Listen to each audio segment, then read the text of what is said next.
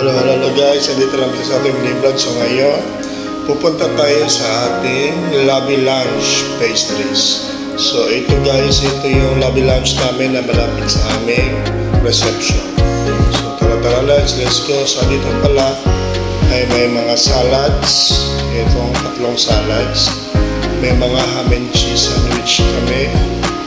Meron ding mga pastries, mga cakes, cheesecake, at iba't ibang mga cakes. Meron ding fruit salad. Meron ding ito rin brownies. Meron ding mga brownies guys. Yung mga decorative cake. At meron ding pang event na cake which is 1 kilo and 1.5 kilos each. So tara guys, let's go. Ito naman yung aming mga croissants. Merong Danish. Ito naman yung cupcakes. Ito aming supervisor. Meron din tayong buko, fresh buko. Maraming salamat guys. God bless. Bye bye.